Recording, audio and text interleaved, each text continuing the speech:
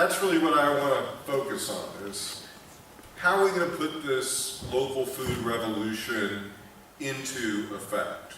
And I do believe, along with Michael and what others have said, that we are in the midst of a revolution. And I guess I want to begin with both good news and bad news. So the good news is we've won. Yay! I would depart from the first talk that we heard this afternoon by saying that my first commandment is don't undersell a strong case. And I believe we have an exceptionally powerful case for local food. We have a mountain of studies that show that local food is good for health, good for the environment, good for jobs, both local and international. We have a mountain of evidence that local food businesses are highly competitive, highly profitable. Every place that I go in this country, and frankly, even outside this country increasingly, every place I go, whether it is red or blue or purple, you see signs saying, local food here, come buy from us. And what you don't see anywhere is, not local food, buy from us. Right? So we've won the war of ideas. And from the ideas and from the businesses that we know and love and are so successful, we can do a lot more. But now is the bad news. And the bad news is capital. Now, most of you have heard me use this slide before, so I'll be very brief about it. But this slide, in my view, encapsulates our personal investment strategy.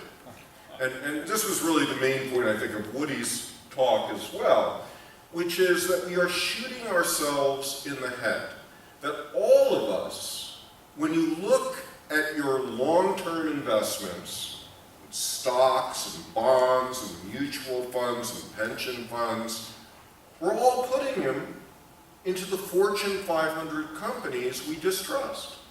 And almost none of us are putting anything in the local businesses we love. And how do we change that underlying behavior? Well, unfortunately, there is an explanation for this crazy behavior that we all have, and it's found in an area of law, which Woody announced I would be talking about, thank you, securities law. I agree, by the way, with Michael Brownlee's argument that much of the local food revolution has to proceed from people and businesses, and government just ought to get out of the way. But there are certain ways that government necessarily does get in the way. And the way that the government shaped our investment environment back during the Great Depression 80 years ago influences what happens today. And the result, I believe it was an unintended result, but it's the result nonetheless, is that we have a situation of investment apartheid in the United States today. And what I mean by that is that if you are in the top 1% of wealth holders or income earners, something like this guy, you are able to put anything you want in any company, anytime, almost no questions asked.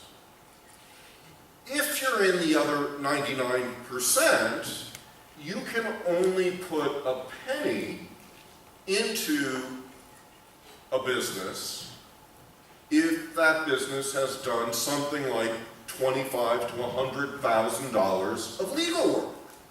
And this legal work is all about disclosures, a thick document, often written in all capital letters, 8-point font, that no human being has ever been observed to read. And yet that is the underlying reason why no local business, I should say no, but very few local businesses want to go through all of that legal hassle to allow the 99% of us to participate.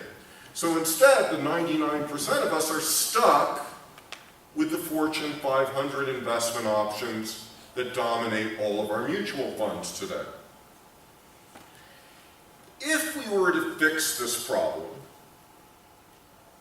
the size of the transfer of capital from Wall Street to Main Street is staggering, because the total size of all of that long-term investment that Americans have today is $30 trillion. If half of that money moved to the half of the economy that is small, locally owned, and competitive, it would be a $15 trillion shift. That works out to about $50,000 for every man, woman, and child in any given jurisdiction. It's serious money. And I believe that if we can affect this kind of capital shift, the local food revolution will have no problem moving forward and moving forward quickly. As I reflected on securities law, where it came from, what it was aiming to do, I started to think about alternative ways we could get capital into the marketplace. So in 2009, I wrote a piece for a journal by the Federal Reserve in San Francisco, published by the Federal Reserve, where I was arguing a little bit tongue-in-cheek that we ought to have a $100 exemption. All of us should be able to give $100 or invest or loan or have a royalty agreement around $100 with any business with no legal paperwork whatsoever. I wanted to create a lawyer-free zone. And the point is that, okay, it's risky, $100 is risky, but it's no more risky than a dinner for two at a new Chinese restaurant. And yet, Chinese restaurants open up all the time and we're willing to risk it and give it a whirl. So, I was surprised that some friends of mine in San Francisco took this and wrote a rulemaking petition to the Securities and Exchange Commission. Hundreds of letters poured in. And fast forward to a couple of years later, this woman, Mary Shapiro, was on Capitol Hill at a hearing on potential crowdfunding legislation, and she was asked by a Tea Party Republican, whatever became of that $100 exemption? And she, dripping with condescension, said, well, we get these ridiculous proposals for reform all the time. Maybe we'll put a committee together to look at them, but we don't take this that seriously. And the committee went ballistic, because everyone in this committee, whether they were Tea Party Republicans or Occupy Democrats, understands that the only real jobs in our economy can come from local small business. And unemployment at this point was 9%. And basically what Mary Shapiro was saying was that we, the Securities and Exchange Commission, don't give a damn about small business. That committee revolted and unanimously recommended not a $100 exemption, but a $10,000 exemption. Now, I wasn't sure what I felt about that $10,000 exemption. It went to the Senate, it languished, and this guy said, get it done. And we now have, in law, a $2,000 exemption in what was called the Jobs Act. And this photo was taken, I took this picture from my iPhone in April of 2002 in the Rose Garden, where Obama signed the Jobs Act, ushering in a new era of crowdfunding. Now, the SEC had an assignment, which was to promulgate regulations around the Jobs Act, and they were supposed to be done with that job in December of 2012. So, here's the status report. Preliminary regulations were issued about a year ago. There was a 60-day comment period, and nothing else is happening. Nothing else is happening. The SEC has basically passed out at the wheel. Now, this could be the end of the story, but what I want to share next is absolutely remarkable.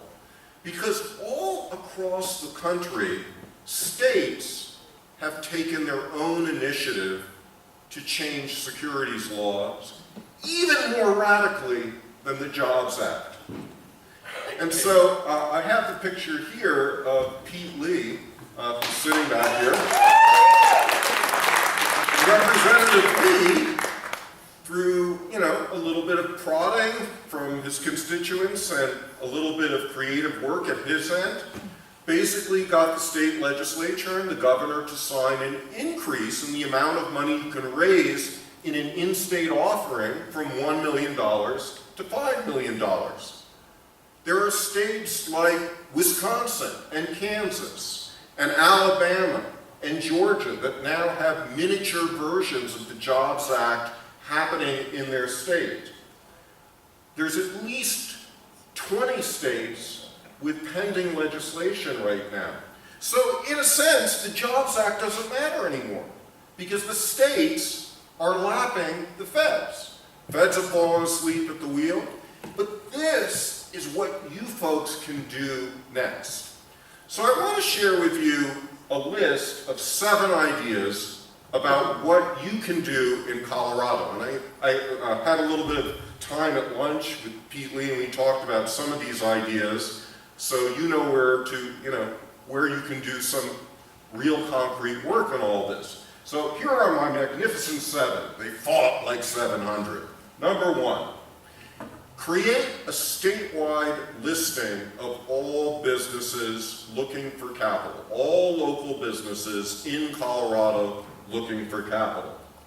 Number 2, create a statewide listing of all providers of self-directed IRAs. Now, a self-directed IRA is the secret weapon of local investing, so secret that a Vanity Dummies book was written on it. Basically, you can take, if you leave your money in your normal IRA, the only thing you can put your money in is these sort of vanilla-flavored stocks and bonds and mutual funds. And by the way, there are, something like 7,500 mutual funds in the United States. And not a single one of them, even the socially responsible funds, invests in local small business directly. Not a single one of them. What you can do is move that money out and move it into what is called a self-directed IRA. You hire a custodian and you direct that custodian where you put your money. And you can put your money into bank CDs if you think they're benefiting your local economy. You could put it into, say, your public market project. You could put it into a local investment fund. You could put it in Bitcoin. The only thing you can't put your self-directed IRA money into is your own home or your kid's home. But you could put it in your neighbor's home. And your neighbor could put the self-directed IRA money in your own home. So there's a lot you can do here. And I want to point out that just point number 1 and number 2, if the state of Colorado were to do this, you would create a marketplace of supply and demand of local investing that would lead, I believe, in year 1 to tens of millions of dollars of local investment, with an investment by the state in a website of about $5,000, maybe less. Number 3, let's put the $100 exemption into effect, because it's not really part of what Congress did. Congress did not create, with the Jobs Act, a lawyer-free zone. And most of the state acts I talked about haven't created a lawyer-free zone either. Instead, they reduced some of the legal burdens, that was good, but they didn't create a lawyer-free zone.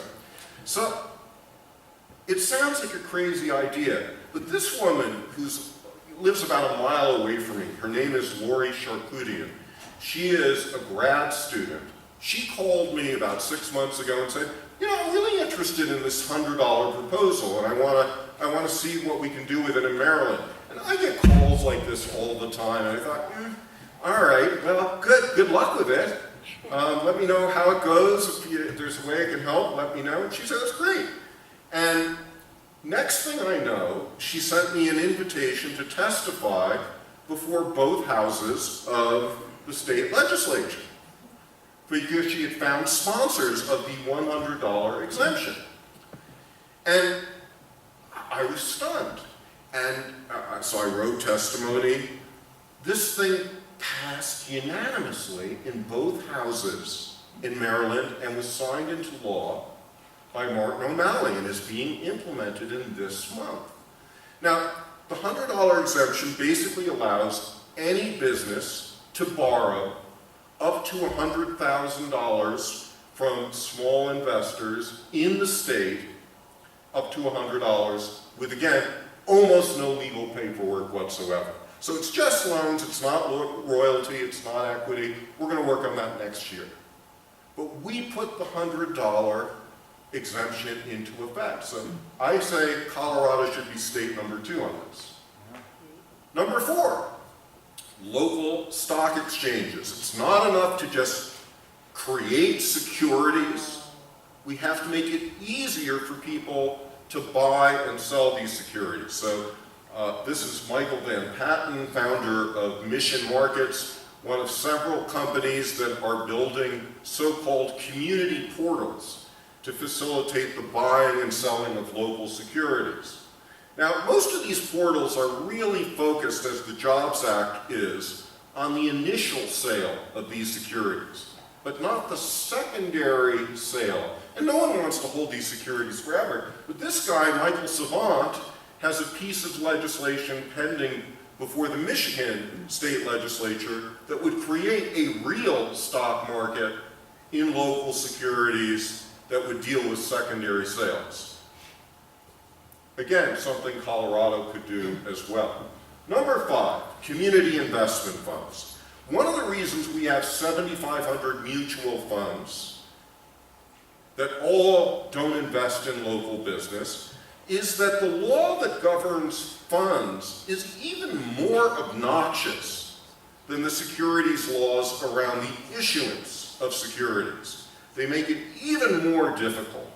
So you have to kind of find what are exemptions within the law now if you want to create a local investment company. So this guy, this guy from Columbus, Ohio, he has designed a series of funds around a nonprofit called the Economic and Community Development Institute that, because it's affiliated with a nonprofit, can reinvest in local small business. And he got special permission from the Ohio Regulatory Department to open one of the funds up to unaccredited investors.